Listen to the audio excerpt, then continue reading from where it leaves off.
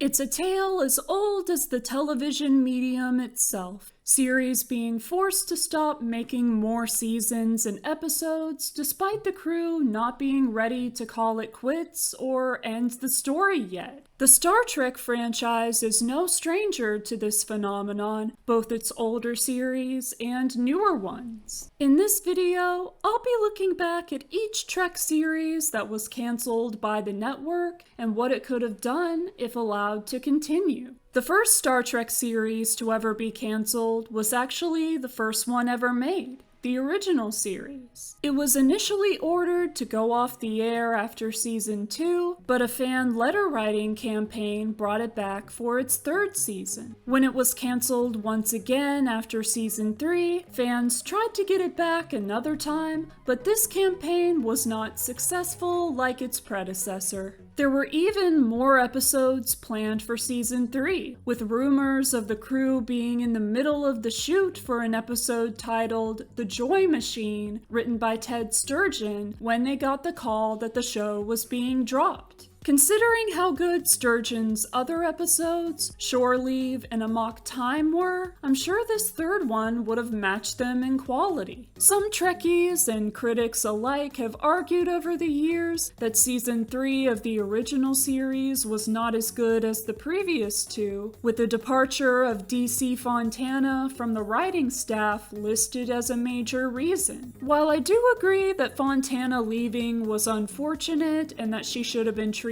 better to prevent it, I personally believe that season 3 of TOS is equally as good as seasons 1 and 2, having just as many good episodes and bad ones within it as those two did. That's all perhaps a topic for another video though. If a fourth season had been made, it likely would have had a similar quality to season 3, and even if certain fans and critics wouldn't have liked it, I'm sure I would have. Since DC Fontana came back to write for the animated series, she might have been convinced to return to write for the original series if it had been granted a fourth season, and possibly beyond.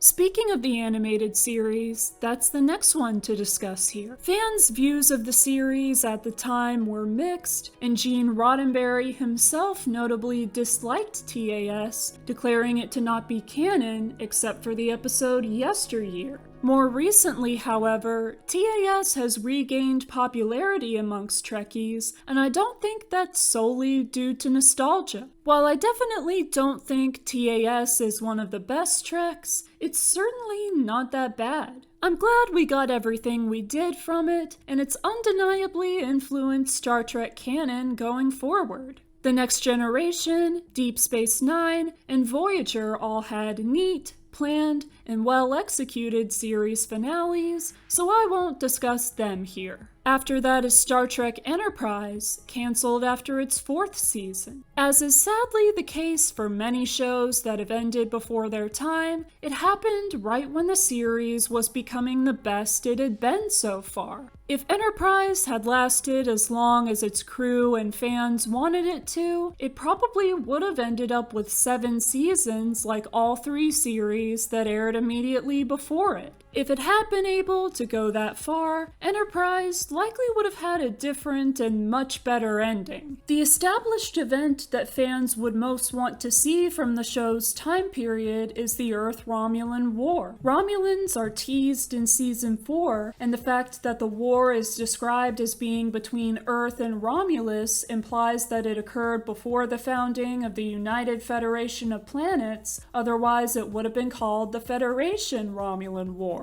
Enterprise is set in the decade leading up to the Federation being founded, which would have been the perfect opportunity to explore those events. Since the writers weren't sure whether a 5th season was going to happen, they hinged the survival of the binary clone Elizabeth on whether or not it came to be. I'd prefer if the character had never been introduced in the first place, since her existence retcons Spock being the first ever human-Vulcan hybrid, but since she was created, she deserved to live. The next Star Trek TV series to be canceled was Discovery, forced to end after its 5th season. Discovery had a bit of a shaky start, but many fans agree that it found its footing around seasons 2, 3, and 4. Season 4's arc is some of the best that modern Trek has to offer, and while season 5 didn't quite live up to that, I'm still glad it was made and wish there had been more. Discovery is a bit notorious for its story arcs having very high stakes that the fate of the entire galaxy hinges on, but since Season 5 had lower stakes than Season 4, that de-escalation might have been a continued trend down the line. For what else Discovery could have done story-wise, probably the same thing that it was doing at that point, exploring the world of the 32nd century and the history of how it came to be that way over the centuries that the titular ship and its crew bypassed during their time jump. Star Trek Picard was planned to have no more than 3 seasons from the beginning, so it wasn't canceled. Lower Decks, however, was, much to the dismay of pretty much everyone who wasn't a CBS or Paramount executive. From the get-go, Lower Decks had an ideal formula for a cable TV show with 20-plus episodes per season, but it got shafted into the role of a streaming exclusive with only 10 half-hour episodes per season. Due to the small episode count and 5-season cutoff, many of Lower Decks' prominent characters miss out on potential development, including Rutherford, T'Lyn, and T'Ana. The show likely would have kept up what it was already so good at doing, having characters from previous series return occasionally, while also introducing interesting new ones all the time, as well as tying up loose ends from previous Treks and deepening existing lore. With the way the finale we got concluded the story, the main characters aren't really lower deckers anymore, since while they are still lieutenants junior grade, 4 of them become bridge officers. The finale was likely intending to set up some kind of spin-off or sequel series, but if the show itself had received as many seasons as it deserved, those events probably wouldn't have occurred until further along in time, so the series could stay true to its name and concept. Jack Quaid said that he was willing to voice Boimler for 17 more seasons, and if he was being serious, that would bring the total count up to 22. If nothing else, Lower Decks should have had at least 10 seasons, ideally more given that they're so short.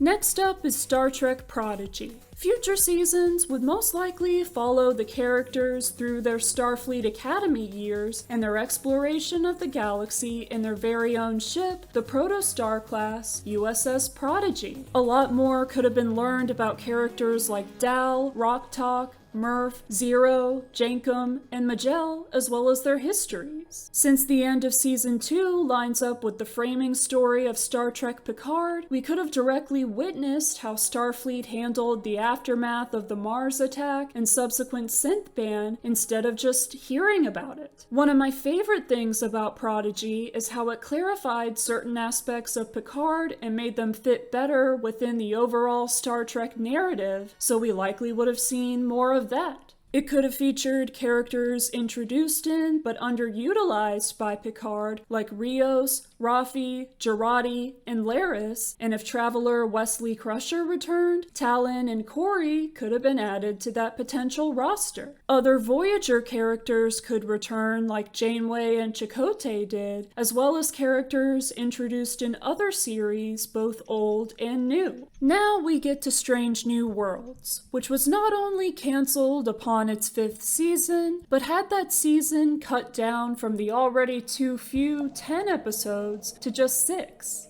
Like every other cancelled Trek series, particularly those of the modern era with shorter seasons, it could and likely would have gone on to give its characters more backstory and development. The characters featured in the original series and its movies do eventually get that additional screen time, but that doesn't include the entire Strange New Worlds cast. The show, by its very nature, was always going to have a somewhat limited run given the constraints of the in-universe timeline, but it goes from 2258 all the way to 2265. If each season had been one of those years, that would still allow it to have 7 or 8. For this show specifically, more seasons would probably mean continuing to tell prescient episodic stories joined together by serialized elements, hopefully making up for its lackluster 3rd season. Finally, for now, is Starfleet Academy. Cutting this one off after 2 seasons is straight up criminal. I mean, can you imagine if that had happened to TNG? If Shades of Grey had been the series finale instead of All Good Things? There's some perspective for you. With each season encompassing 1 school year of the cadets' academic journey, a 3rd and 4th season would predictably cover their junior and senior years at Starfleet Academy. Beyond that, maybe some of them could take a 5th year like some college students do in real life, or the series could follow them to their first postings, even though that wouldn't be as true to its title.